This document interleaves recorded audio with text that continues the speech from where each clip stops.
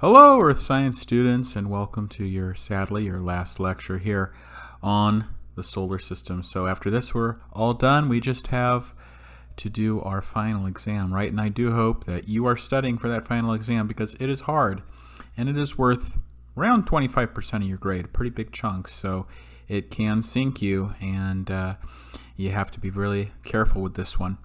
It's a tough exam. It covers the entire class, from lecture 1 to all the way to this lecture. There probably is going to be some more emphasis on the later stuff that wasn't covered on the midterm than the earlier stuff, but still, just want to warn you about that because it's tough and I want you to be prepared. So start studying now, start making flashcards now, start reviewing your old lecture assignments now.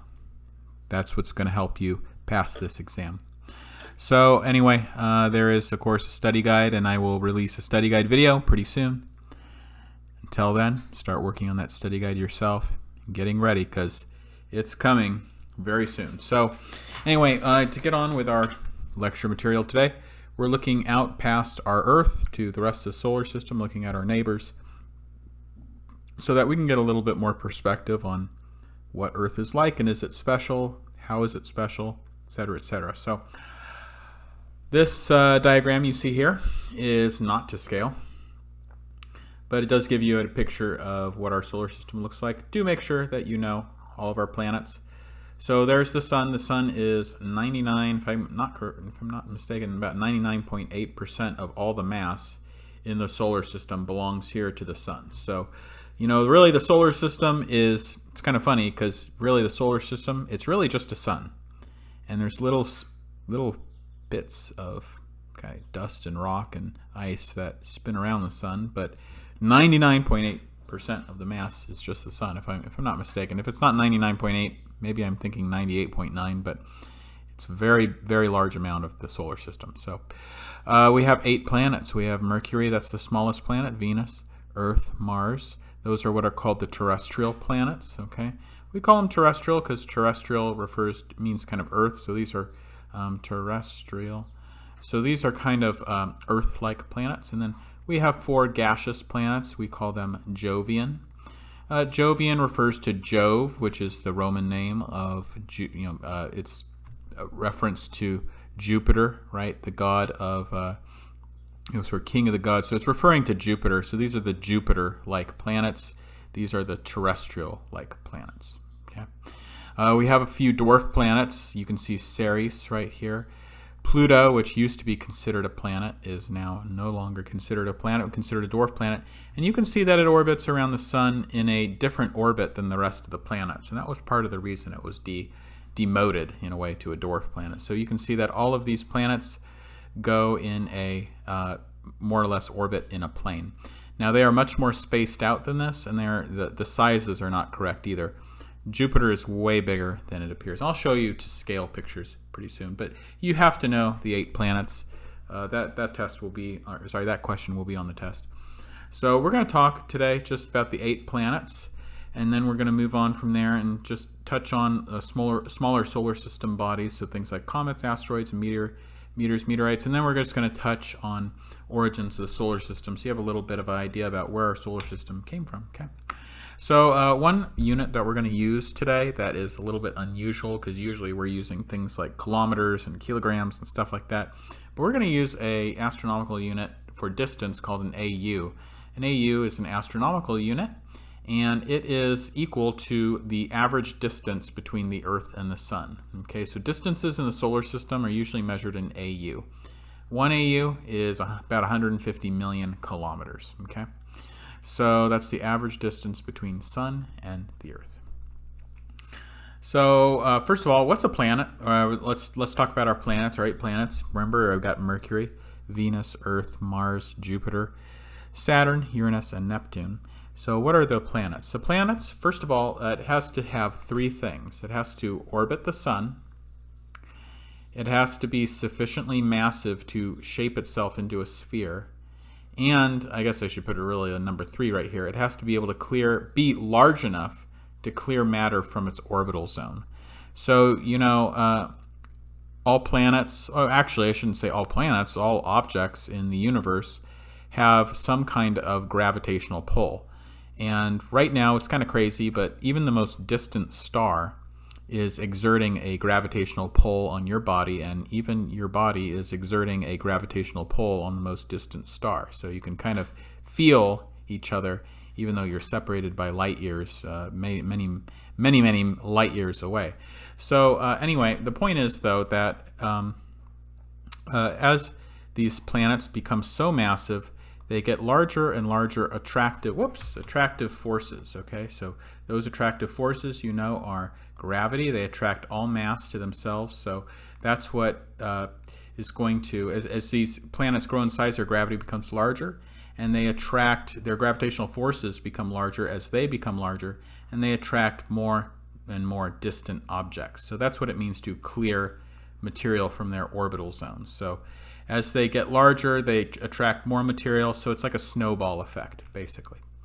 So here again, Mercury, Venus, Earth, Mars, Jupiter, Saturn, Uranus, and Neptune. These are the Jovian planets, or the gas giants, or sometimes called the ice giants. Here, Uranus and Neptune are sometimes called the ice giants.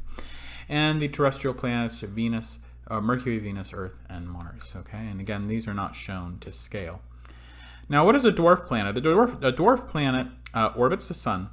It has enough mass to shape itself into a sphere, but it does not have enough mass to clear material from its orbital zone. So it kind of resides in these sort of messy, cluttered orbits because it just isn't big enough to suck material into itself. Okay, so we have a lot of dwarf planets in our solar system. We have Eris, Pluto, and Ceres. Those are kind of the well-known ones, or I could say most well-known ones. But you can see we have a lot of them, really. Some of them are very strange. I've never even heard of them. You know, Namaka, Make, never heard of it, really. You can see, though, that Pluto, I think we all know at least. So what if you orbit the sun? What if you orbit the sun, but you do not have enough mass to clear matter from your orbital zone, and also you do not have sufficient mass to be a sphere, so you're kind of in a regular shape, but you do orbit the sun? Then what are you? Well, in that case, you are a small solar system body. Small solar system bodies include things like comets, meteoroids, and asteroids. Okay, so there's just it's kind of a pie chart. Well, not a pie chart, but it's kind of showing how you classify different things. But anyway, this is what the planets look like to scale. So you can see the terrestrial planets are tiny. A lot of diagrams that you see depicting the planets often don't show them to scale because you'd be looking around for Mercury. You'd be like, where's Mercury? I don't even see it. Mercury is very, very small. Mercury is actually smaller than some of the moons of Neptune, some of the moons of, not Neptune, I'm sorry, Jupiter, some of the moons of Saturn, things like that. So it's a very, very small planet. You know, actually Mercury isn't really too much larger than even our moon. So we have the giant planets, okay? We have the terrestrial planets. And you can see the giant planets, Jovian planets, really are very, very big, right? Mercury, you know, is just teeny, tiny, right? Barely a planet. Mars, might surprise you, is actually very small too. It's only about 11% of Earth's mass. Venus is the closest in size to us. It's about 72% of our mass. So anyway, or 82%, I can't remember. I'll have to look this up on the site. It's 70 or 80% of our mass. Jupiter, on the other hand, is about 318 times larger than Earth. So it's quite a bit larger. However, it's nothing compared to the sun. The sun is many thousands of times larger than the Earth. So you could fit many thousands upon thousands of Earths inside of the sun. Now here are what the planetary orbits look to scale. Now again, this is why we don't usually depict the solar system with realistic to scale orbits. It's because you can see Neptune, you can see Uranus, you can see Saturn, Jupiter, and then the terrestrial planets are clumped together very close to the sun in the middle. Now you might remember that Kepler's laws say that the closer you are to the sun, the faster you rotate around it, and that's true. So when I show you, I'm going to show you a kind of a movie that shows real-time how these planets orbit. And you'll see that in the time it takes Neptune to go around once, Earth goes around 84 times or 160 times. I can't remember, something like that. But things are orbiting very, very fast. And the time it takes Neptune to go around, Mercury has probably gone around probably something like 1,000 times, right? You can also see Pluto, again, has a irregular orbit, right? It's not in the same plane as the rest of the orbits of the other planets. So it's another reason it was kind of demoted to a dwarf planet. So now, what are the planets made of? Now, you know what Earth is made of, but how does it compare to the other terrestrial planets? Well, actually, it's pretty similar. The other terrestrial planets all have metallic cores. They all have a rocky mantle with silicon, oxygen, magnesium, and iron. But there are no other planets that have a liquid outer core right now. Probably in the past they did, but what happened? The planet cooled down. It was too small and it cooled down. So remember that plate tectonics is kind of our way of Earth cooling itself off, right? And that's what the other planets have already done and completed, right? Mercury has totally cooled off. The Moon is totally cooled off. Mars is totally cooled off, and it now has a solid metallic core. Venus is, because it's larger, still taking its time to cool down. But anyway, the terrestrial planets, though, are made of rock and metal, just like we are. Gas giants are very different. They are made out of mostly hydrogen, just like the sun. Besides hydrogen, there's some helium, and there's also some CH4, that's methane. Okay, methane. That's literally natural gas. This is the natural gas that comes out of your stovetop or whatever else burns in your furnace. So it's kind of crazy that these planets are, in a way, largely made out of methane. Now, the atmosphere is a lot of times just molecular hydrogen. So their atmospheres, again, these planets are very, very different than what we have here on Earth. They have a atmosphere of hydrogen, and they have a very strange material. It's almost I love to actually tell students about this because it just boggles your mind, or blows your mind.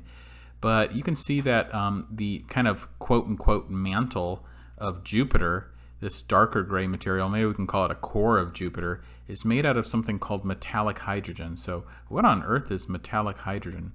Metallic hydrogen occurs when hydrogen, here are hydrogen atoms, they get so compressed, they get pushed together so closely that they start to share electrons. So electrons just kind of flow in between all of them and are shared. And because the electrons are shared, it behaves like a metal. This is exactly why metals have the properties that they have. It's because they share electrons in metallic bonds. So this is kind of crazy sounding, I know, but it really is true. When you compress hydrogen to a certain point, like the extreme pressures you get in the center of Jupiter, it becomes and acts, for all intents and purposes, like a metal. It's shiny, it's solid, it's flashing, it reflects light, it conducts electricity, it conducts heat. So it's really kind of crazy material. But you'll see at the very center of Jupiter, there is a rocky kind of ice and rock core. So it's kind of funny because this core of Jupiter is really almost the size of Earth. So it's almost like there's a little Earth right in the center of Jupiter. But it's covered with just tons and tons and tons and tons and tons of hydrogen. Okay. Saturn is very similar to Jupiter. I won't go into that. But Uranus and Neptune are a little bit different. They're smaller, but they're also composed of different stuff. So they, yes, have hydrogen and helium. Methane gas is more abundant, as well as ammonia and methane ices. So these are things that are kind of like methane, ammonia, carbon dioxide, stuff like that, but in an ice form, a solid form. So it's so cold there, those things can solidify, become ices. So it's pretty strange, right? Now let's go on and start looking kind of one by one at the different planets. So Mercury is named after the messenger god. In Greek it's Hermes, in Roman it's Mercury. It's called that because it is the speedy planet. this planet moves very quickly across the night sky. Although we often don't see it because, as you can imagine, if, let's say, here's the sun. Oops, I meant to get yellow for the sun. Let's say this is the sun right here, okay? And Mercury is always going to be kind of like close to the sun, right? So there's Mercury. And then I'm going to draw blue. I'll draw Earth out here, okay? Well, the problem is whenever, if we want to see Mercury, Mercury is always kind of like you have to kind of look towards the sun in order to see it, right? So it's pretty rare to ever get a glimpse of Mercury in the night sky. It can happen kind of right at daybreak. So if you are in this kind of an orientation where you have like a 90-degree angle here, you can sometimes see Mercury in the night sky, but it's like I said, it's pretty rare. But the ancients were aware that Mercury moved very quickly through the night sky, and for that reason they called it the speedy planet. So the rotation period of Mercury is only 59 days. Okay, so that means that it kind of, actually I shouldn't say only 59 days. It is 59 days. It's crazy. So it rotates very slowly. So it takes 2 months basically to go around, to do one rotation. So a night is a month and a day is a month, what we would call a month, right? Its orbital period, on the other hand, is only 3 months. So it goes around the sun in only 3 months. And so that means that in time it takes us to do one of our years is basically, Mercury has 4 of its years in that time. Okay, that's so it's, again, why it's called the speedy planet. Density is very close to that of Earth. Where's my little, there it is. Density is very close. Earth is 5.5, this is 5.43.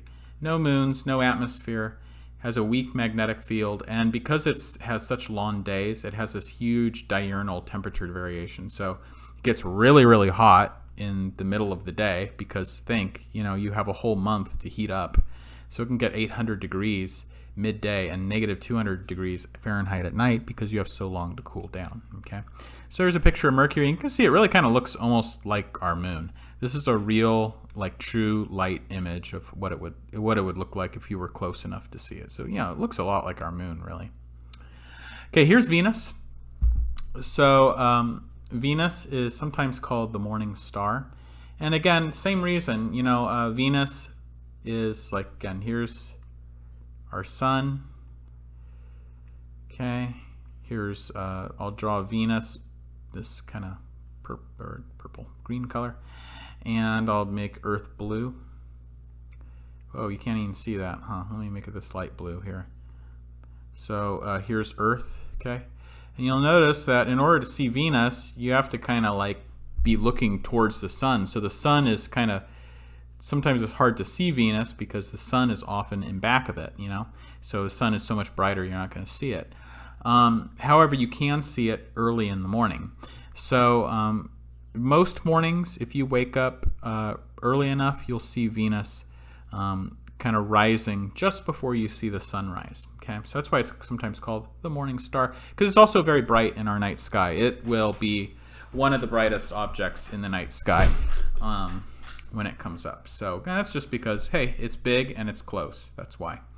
So Venus is sometimes called our sister planet. It's actually it can be the closest planet to us because it's number 2.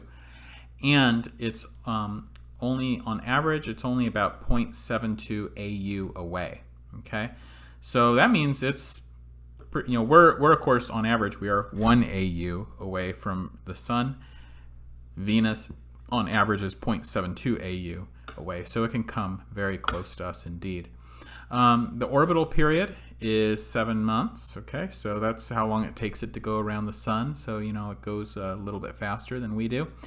And this is a very strange thing. The rotation period, that means how fast it rotates on its axis, is negative 243 days. So what does negative mean? Why would it be? What does that even mean? So obviously I can't hear your answers, but negative means that it's rotating backwards. So might interest you to know that all of our planets rotate in the same direction. So if you're looking like on its north pole, equivalent of its north pole, it would be rotating counterclockwise. Venus doesn't. It rotates clockwise according to if you were like looking down on its quote-unquote north pole. Okay, so that was probably because there was a giant impact early in its formation days, and so it got kind of hit so hard that it starts spinning the wrong direction. The mass is very close to that of Earth. It's 0.82. Okay, so that's again why we call Venus our sister planet.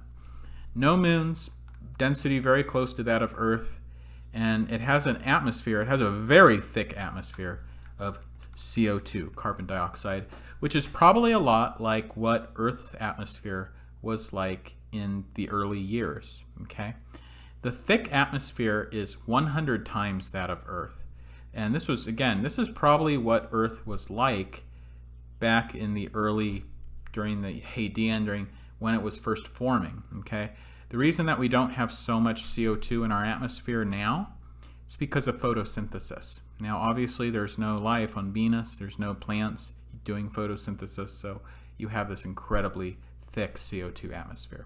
Okay, so why are there so many craters on Mercury and Venus, but not on Earth? I have a little question there. So, whenever you look at these pictures of Venus and Mercury, you see lots of craters. The reason is that there would be a lot of craters on Earth, but because we have water constantly, we have the water cycle erodes these features away, so we don't end up seeing them. Okay. One thing that was very cool that I did not realize, I want to show you some pictures, is that the Soviets, the Russians, in 1980 and 1975, actually sent spacecraft to land on Venus. Now, Venus is so hot because it has such a thick greenhouse gas atmosphere. It's incredibly high temperatures. So it's hot enough to melt lead. It's like 600 degrees Fahrenheit, something like that. Very, very hot. So these rovers don't last for very long. But while they were there, they actually took some pictures. So this is what it would look like to be on Venus. Not a very hospitable place. This is all basalt here. This is all basalt. And basically it's equivalent to what our ocean floor would look like. So if we didn't have oceans, we didn't have water. Of course, there's no water on Venus at all. This is what it would look like. That's what the ocean floor would look like. Okay. Now Mars is kind of interesting. A lot of people think that Mars must be the closest planet to us because we've sent so many rovers over there and so many missions. We know so much about Mars now. And actually, that's not true. We don't know. Mars is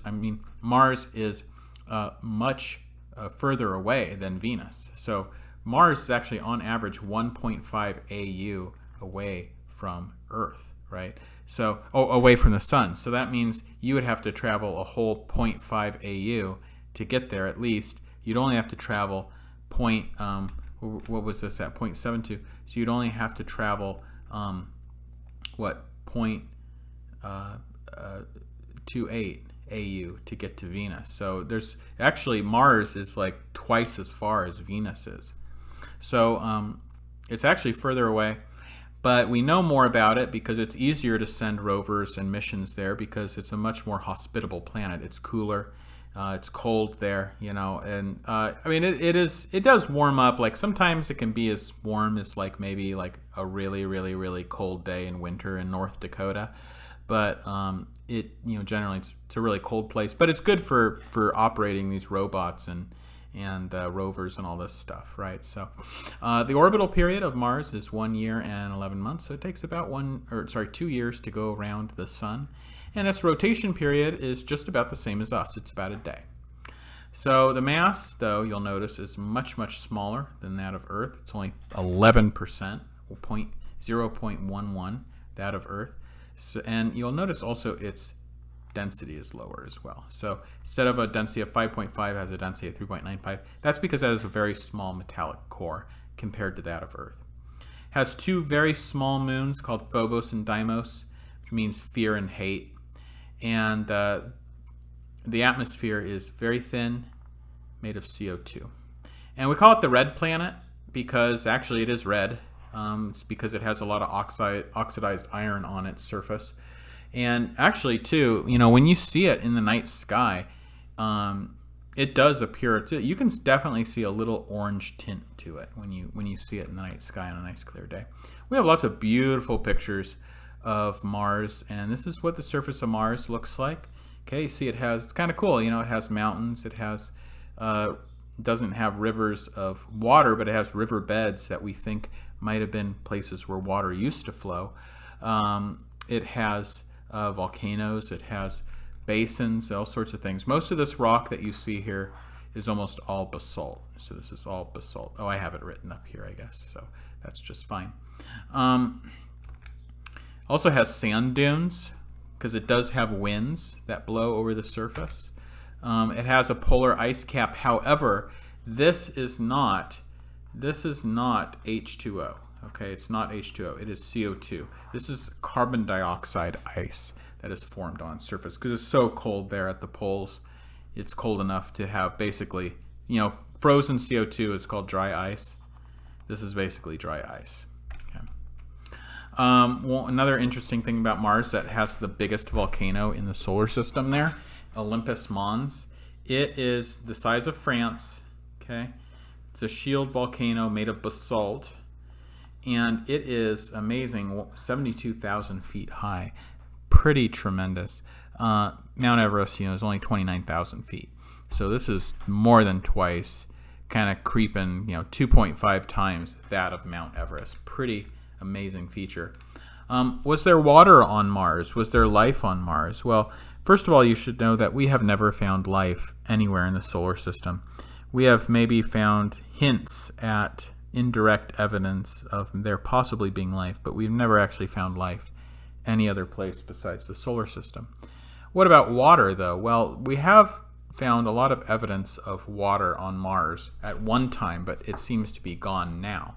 So we find conglomerate rocks. These are sedimentary rocks that only form on Earth in the presence of water. Okay, so that means that possibly these formed at a time when there was water on Mars. We find rounded pebbles. I mean, if you just look at this, doesn't this look a lot like, you know, a dry riverbed or something like that? Right? It looks like a dry riverbed, and that's because we think that these were rounded by stream transport at one time in its history. We also see a lot of evidence of chemical weathering by like hydrolysis and oxidation and chemical weathering processes that you know about now that involve water. So, and also we see things that look like stream beds and look like drainage patterns in the topography of Mars as well. So there's a lot of evidence that there used to be water on Mars, maybe even abundant water, but it's gone now. So the largest planet next in line is Jupiter. So now we get to the Jovian planets. So the distance you notice from the sun suddenly dramatically increases. So we go from, 1.5 AU. Okay, so we have Mercury that's like, I can't remember, like 0.3 AU away from the sun. You have Venus, it's like 0.72 AU. You have Earth that is it's 1 AU. You have Mars that is 1.5 AU. But now we suddenly get really far out, and we get Jupiter. Okay, so Jupiter is 5.2 AU, and it's a huge planet. And it kind of has to be further away than everything because it's huge. It probably gathered material from a very large area, and that's why it's so much further away. So it's so big, it can really clear its orbital zone very efficiently and effectively. So the orbital period of Jupiter is 12 years. So in the time that we go around the sun 12 times, that's how fast Jupiter goes around once. Okay. And one thing though that's really funny is that it rotates really fast on its axis. So it goes around only 9 hours. So it's spinning incredibly fast. And that is, by the way, why you see these swirls in Jupiter's atmosphere. That's literally just the powerful Coriolis effect that is powering these never-ending storms. And where does it get its power from? It gets power from its incredibly fast rotational period. Okay. Density, you'll notice, though, is very low. That's because it's mostly made of gases and lighter elements instead of rock and metal. And it has more than 10 moons. There are 10 big ones. There are a multitude, like 50 very small ones, okay? So these are the 4 Galilean, what are called Galilean moons, because these are the moons that Galileo was able to view with his microscope or his telescope. You can, by the way, with a good pair of binoculars or with even a cheap telescope, like a $40 telescope, see the moons of Jupiter. Okay, they're pretty evident. They're pretty large, and they are. I think they might be large. There might be one that's as large as they're not as large as Earth, but they are getting close, and they're definitely bigger than our moon. So anyway, they're pretty large objects. So these are the 4 moons. There's Callisto, Ganymede, Europa, and Io. And just kind of go over some kind of interesting facts about them. Ganymede has evidence of active geology. Io has active volcanism. And Europa is definitely covered with H2O ice. So Europa right here definitely has water. Definitely has water. So here's, I was wrong actually. I guess they're nowhere near as big as Earth, but they are bigger. You can see Ganymede and Callisto are bigger than our moon. So they are rather large objects. Yeah, so Europa is a really interesting place because it has this layer of H2O ice on the surface. However, probably because there's this release of internal heat from the core of the planet, or the moon, I guess I should say. Often what happens is you have a layer of ice, and then you'll have a layer of ice, but then beneath it you'll have water, liquid water. And the same is true, for example, in Antarctica. There are actually under the ice are actually liquid lakes of water, because the heat escaping from the Earth is melting the ice, creating these small lakes. So one idea that NASA has is to drill a hole down through this ice and release an aquatic rover that will swim for some time looking for signs of life. Maybe looking for volcanic vents or things like that on the bottom that could be places where life could originate. So kind of exciting idea for a mission. Saturn is a very interesting planet. Of course, it has the rings. The rings are just composed of dust and very fine rocky material that are rotating, kind of material that never managed to coalesce into a moon, basically. Outside of the rings, there are many other moons. But basically what happened is that the large gravity of Saturn and the many large, there's about 60 objects. 13 are large. There are about 60 smaller objects out here. And the gravitational pull from these objects plus the gravitational pull from Saturn kind of disrupted the accretion of the material in these rings, and that's why they never accreted and actually turned into a proper moon. Okay, the same thing is true, for example, of the meteorite asteroid belt that's between Mars and Jupiter. The great gravitational pull of Jupiter disrupted accretion of that material. So Saturn's 9.5 AU out there, it's going very slowly around the sun. It's only going around 29.5 years. So probably a lot of you who are listening to this, since you were born, Saturn has not even gone around one time around the sun. The rotation is also like Jupiter, very fast, 11 hours, and its mass is 95 times that of Earth. And it's one thing that's very strange about Saturn, the density is extremely low. It's only 0.69 grams. It's actually less than water, so it has a density less than water. If you had a body of water large enough, you could actually, Saturn would literally float in water. So pretty strange. There's kind of the orientation of all the different rings and moons. You see the rings are near the inside, and then you have a lot of moons out here, Rhea being the largest one. But there are other big ones too. Titan, for example, is I thought Rhea was the largest. I guess it's not. Titan's the largest. And but you can see that there are 53 moons. I thought it was 60, something like 53 moons that orbit Saturn. So a lot of them. We actually did send a rover to the largest moon of Saturn, which is Titan.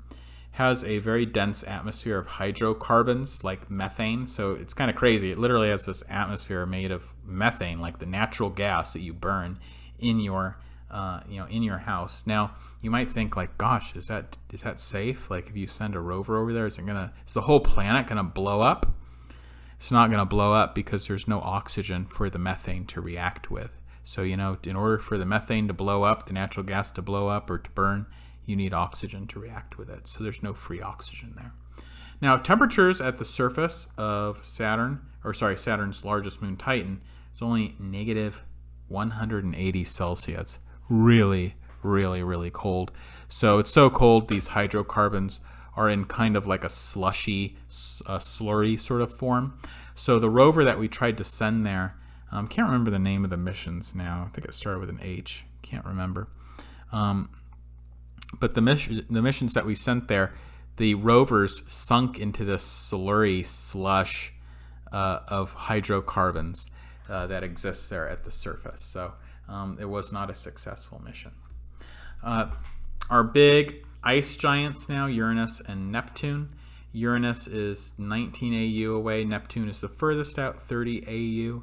And Neptune takes 164 years to go around. Uranus, 84 years. So pretty amazing time. It's a lifetime. It's basically what it takes Uranus to go around the sun. Okay. Another weird thing about Uranus is that it actually, so here's Uranus compared to Earth, but see, 6 largest moons. Okay, oh yeah, this is what I wanted to show you. Uranus actually is tilted on its axis. You know how we're tilted 23.5 degrees? Uranus is almost 90 degrees. So it's pretty extreme tilt. And that means that it has a winter that lasts for 40 years. Isn't that depressing? 40 years of winter. So, and it's cold there. It gets really cold there, right? So, oh yeah, this is another thing I wanted to show you. So in the time it takes Neptune to do one rotation, look at, like, you can't even see, like, the terrestrial planets are like going around a bazillion times, right? Probably 1,000 times is how many times they're going around. Mercury, at least, right? Mercury is going around, well, not 1,000 times, but hundreds and hundreds of times, right? Before Neptune completes one rotation. Okay. So this is the planetarium I showed you last time. We spent a long time looking at the night sky, so no need to do that again, but it is a really cool planetarium. You can click on it here.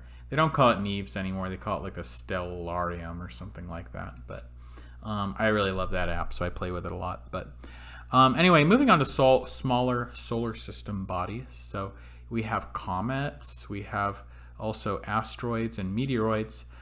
Comets are kind of cool. They're just now, of course, the famous thing about comets, they have these tails, and sometimes they will approach Earth and burn very brightly. So comets generally are material that's way out there, so this right here, this orbit that you're seeing is Neptune. Okay, so beyond Neptune, like you think Neptune is far out, comets are even further out. They have very erratic orbits that are not in line with the rest of the planets. And they go around, maybe like once every few hundred years, a comet will go around. And sometimes when it goes around, it'll approach relatively close to the sun. So you'll see that a comet will spend most of its orbit outside of the sun. But then once in a while, it will come close to the sun. And that's when it starts to burn off and it releases this tail that is so characteristic of comets. So, most of its life is spent way out in the deep, cold regions of an area called the Kuiper Belt. So this is a region 30 to 100 AU away from the sun that is densely packed with comets. So this is the Kuiper Belt out here. Okay, the Kuiper Belt is part of a larger system called the Oort cloud. The Oort cloud goes out all the way 1 light year away. So if you can believe it or not, it's kind of crazy. But there's material 1 light year away that is still orbiting around Earth. Still orbiting around the sun. So it's really crazy when you think about it. And there's just, billions of these little comets out there. They're basically just dirty snowballs. They're just snowballs with, methane, carbon dioxide, material like that with maybe a little bits of fragments of dust, water, things like that. And when they get close enough to the sun, sometimes it does happen during the course of their orbit, they start to burn off. Okay, so asteroids are large, kind of 33 meters to 500 kilometers in size. Remember, they don't have enough gravitational force to shape themselves into a sphere, so they're always going to be kind of an irregular shape, like this one, Ryugu. Asteroids, though, are mostly concentrated in this belt between Jupiter and Mars. So there's Mars orbit, and you can see most of the asteroids are out in this belt, and that's called the asteroid belt. Basically, it is what should have been a planet, but Jupiter has such a powerful gravitational force that it has disrupted the accretion of that material. So it never accreted into a planet. So you have this asteroid belt instead. Very small things that are smaller than maybe like just small objects, right? So like 33 asteroids go up all the way up to 33 meters, but small things that are just like, hand-sized, maybe not hand-sized, maybe like the size of a car or something like that, relatively small objects. We call those meteoroids, okay? Meteoroids are just small rocks, space rocks that are orbiting around in space. And when they start to fly through the night sky, they strike Earth. They're moving extremely fast. They're going maybe 2 kilometers per second. So they're moving extremely fast. When they collide with Earth's atmosphere, they start to burn up. During that process of burning up, we call that a meteor. And then when it strikes Earth and becomes a rock on the ground that we can pick up, we call it a meteorite. Okay.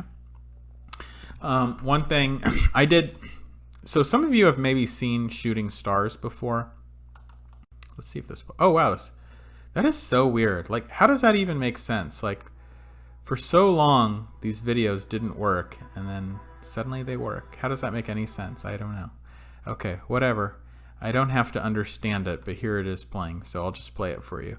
But anyway, I just wanted to show you this. This is kind of cool. This is from the news in Michigan. I was here doing my graduate studies in University of Michigan when we had a huge meteor strike. So it was pretty cool. So there's a lot of cool videos of it. I'll show it to you. A very strange event took place in the Metro Detroit area around 8:08 p.m. local time in Detroit. A massive bolide exploded over Detroit with a loud boom that shook the ground and windows and doors and everything else. Here's that video, guys. If we have any more information about this bolide exploding over Detroit, we'll make another video and keep you updated. This is very bright, coming in at a steep angle. So you'll see it lights up the whole night sky. People found fragments of this meteorite for a long time afterwards. It blew up over Michigan, and so you found just fragments of it. Oh man, it's so snowy there. I'm glad I'm in Corpus now. Anyway, let me move on here. Meteorites go into 2 categories. We have stony meteorites and we have iron meteorites. This is such a crazy thing. These iron meteorites, these are much more common to find. It's not because they are more common in the solar system. It's just that they survive the trip into Earth through Earth's atmosphere better. So that's why we find them more commonly. Iron meteorites are crazy things. Believe it or not, this is true. Iron meteorites are the remnants of the cores of planets that have exploded. So early in our solar system, we're going to touch on solar system formation here in just a minute. Planets, like whole planets would collide with one another and they'd blow up, right? And the core of the planet would be splattered across the solar system. And that's what so whenever you have some people make jewelry out of this stuff. it's the core of an exploded planet. It's pretty crazy. Stony meteorites represent basically the early solar nebula. It's very representative of what the early solar nebula would have looked like. It's very representative of the material that accreted together slowly to give us Earth. So actually, it's kind of cool, but a meteorite, a stony meteorite like this, is actually very similar in composition to the bulk Earth. It has a density very close to that of bulk Earth. So let's talk now, finish up with formation of the solar system. So the story of our solar system begins with a supernova. So for reasons I don't want to go into explain a lot, but because we have elements heavier than iron, so we have things like copper, uranium, plutonium, lead, mercury, stuff like that, have a higher atomic number than iron. Because we have elements higher than iron, the only way to create that is in the middle of a supernova. So supernovas create those heavy elements. So the fact that we have things like lead and mercury and higher order elements in our solar system is an indication that there was a supernova very close by. And so the story of our star begins with the death of an earlier star. So there was a whole, before our solar system even came to existence, there was a whole nother star that was born, it lived, it died, and it exploded, and it gave us all of our elements heavier than iron. Now stage B starts with our nebula. So a nebula just means cloud. It's a cloud of hydrogen and dust. And the explosion of that supernova quite possibly triggered gravitational collapse of that cloud. So material started to coalesce in the center, which eventually became the proto-sun. So once enough material gravitationally collapsed into the center of the supernova, we had a concentration of mass in the center.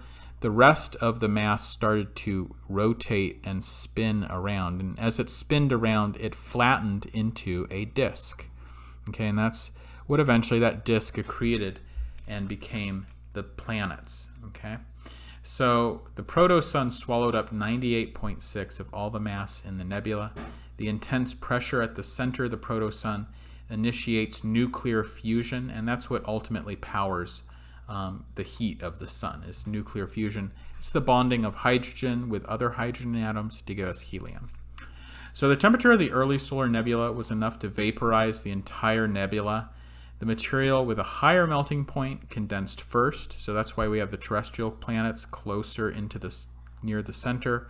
And the temperature on the outside, further out, around here, was colder. So that's where we get the icy planets forming out here, the large icy planets. Okay, they coalesce further out away from the sun because it was cooler. Okay, so this is a little video I want to show you on the formation of the solar system. So I'm going to kind of skip around some parts of this, but I'll show you some of it.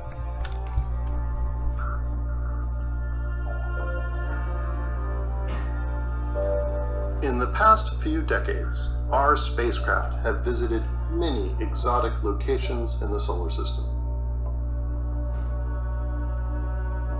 including icy comets that have orbited the sun since the planets were still taking shape. We have explored relatively tiny asteroids, ancient rubble piles held together by weak gravity.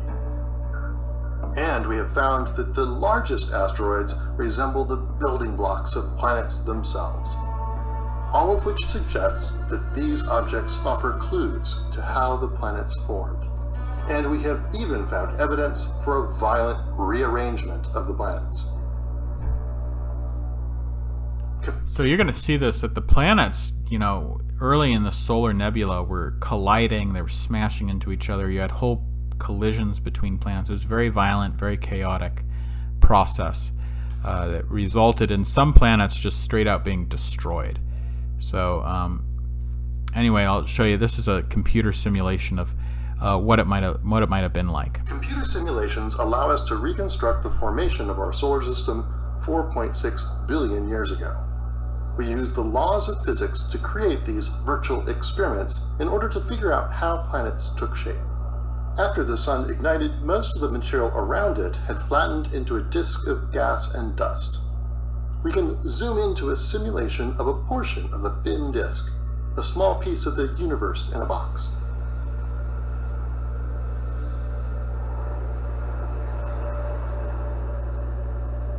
Here, a dense swarm of objects clump together to form what astronomers call planetesimals. This simulation addresses how planetesimals form from much, much smaller particles, the size of pebbles. Pulled together by gravity, some planetesimals formed the planets, while others became asteroids and comets and dwarf planets. As the planets accreted, they carved out gaps in the disk, but the solar system remained quite cluttered.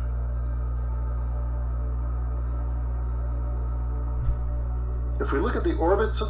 So he's saying that the solar, even after the planets cleared their orbital zones, the solar system remained quite cluttered with a lot of material.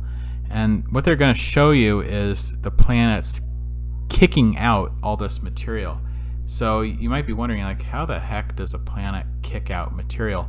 It does it by the slingshot, a gravitational slingshot effect, which is the same. They actually, NASA, when it's flying spacecraft around, actually use this slingshot technique to accelerate their orbiters and accelerate their spacecraft. So I'll show you a little quick video after this, kind of shows that a little bit more clearly. But you're going to see the planets kicking out all this material. The planets and accelerate the passage of time, so 1 million years pass by every 10 seconds. We can watch how the debris cleared. In this simulation, the giant planets, Jupiter, Saturn, Uranus, and Neptune, shift their orbits, and many unlucky asteroids and comets and dwarf planets get kicked out of the solar system. The migrating giants wreak gravitational havoc. The distribution starts out quite flat, but as most small objects get tossed out, others settle into stable orbits that allow them to coexist safely with the planets. I think it's just kind of cool to look at how the orbits of Saturn and Jupiter and Uranus and all these planets, they kind of resonate with each other and interfere with each other. So anyway, you can see all that material getting kicked out. The way that happens is a slingshot effect.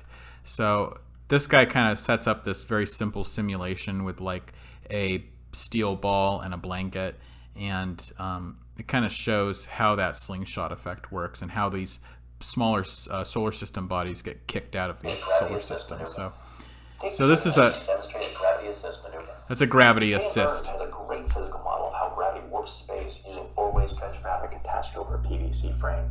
With this model, you can create a solar system showing the motion of planets about a star, now in orbit again from a vantage point at a higher angle. You can also create the free return trajectory used by Apollo 13 to swing around the moon and return to Earth. To show the gravity assist, I'm going to use a marble shooter to launch the spacecraft, the orange marbles, one of the steel balls as a planet, and a ramp made from Connects pieces so the planet can move across space. For the gravity assist that transfer momentum from one object, a planet, to another, our spacecraft, we need our planet moving. The steel ball as our planet will roll down the ramp, and the orange marble, if timed just right, will fly by the planet. Here's the same clip slowed down. So you can see that orange ball got just kicked way off of the, went flying off of the out of the solar system, quote unquote solar system. So that's how that gravitational slingshot works. They get to, when objects get too close to a big planet, they get if they don't collide with it, they get slingshotted out of the solar system. So anyway, that's all I actually had for you today. So that's the end of the class, and those are all the lectures. So I hope you enjoyed the class. I hope you learned something that you found valuable and enlightening for your life. And I will be posting pretty soon a video that goes through our study guide. I hope that you are looking at that study guide right now. And I will post that shortly, and you can start getting ready for that final exam. So until then, you have a good week, and I'll talk to you next time.